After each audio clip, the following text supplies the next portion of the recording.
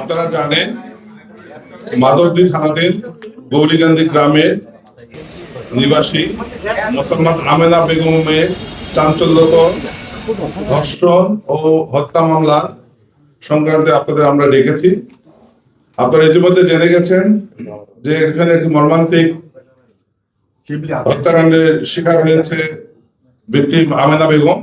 এরই ধারাবাহিকতায় তার মা ফাহিমা বেগম বাদী হয়ে মাধবদী থানায় এজাহার দাখিল করলে থানা পুলিশ তৎক্ষণাৎ সম্মানপ্রাপ্ত হয়ে ভিকটিমের লাশ উদ্ধারপূর্বক প্রয়োজনীয় আইনগত ব্যবস্থা গ্রহণ করেছে।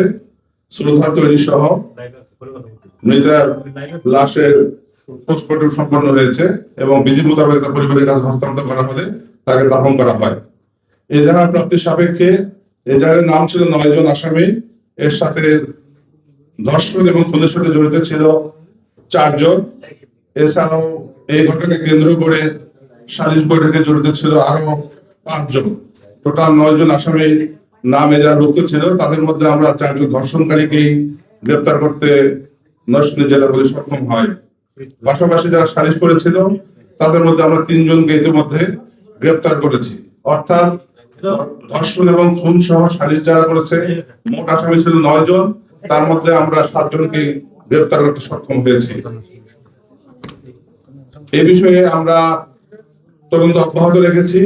খুনের মোটিভ সহ অপরাপর কোনো ঘটনা থাকলে সে বিষয়ে উদ্ধারের জন্য জেলা পুলিশ নরসিংদী কাজ করে যাচ্ছে। আশা করছি আপনাদের সহায়তায় এই খুনের প্রকৃত রহস্য উদ্ঘাটন সহ আসামিদের আমরা বিজ্ঞ আদালতে সোপর্দ করতে পারবো এবং তাদের দৃষ্টান্তমূলক শাস্তি হবে বলে আমরা বিশ্বাস করি। যে এ সংক্রান্তে 10 ফেব্রুয়ারি 2026 তারিখে ধর্ষণের ঘটনা ঘটেছে বলে আমরা জানতে পেরেছি। এজাহারে উল্লেখ আছে। সে সংক্রান্তে থানা পুলিশকে তার অভিভাবক অথবা এলাকাবাসীর পক্ষ থেকে জানানো হয় নাই বিধায় পুলিশের নজরে আসে নাই।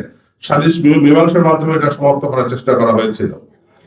থানা পুলিশ যদি জানতে পারতো তাৎক্ষণিক আইনগত ব্যবস্থা গ্রহণ করলে এই ধরনের ঘটনা হয়তো বা ঘটতো না। আমরা মেডিকেল রিপোর্ট পেলে আমরা নিশ্চিত হব যে ধর্ষণ সহ খুন হয়েছে কিনা। মেডিকেল রিপোর্ট প্রাপ্তির সাপেক্ষে আমরা এই বিষয়ে আইনগত ব্যবস্থা গ্রহণ করবো। এর সাথে যারা জড়িত ছিল তাদের বিষয়ে আমরা মামলায় নিয়ে এসে তাদের বিরুদ্ধে আমরা অভিযোগপত্র দেয়।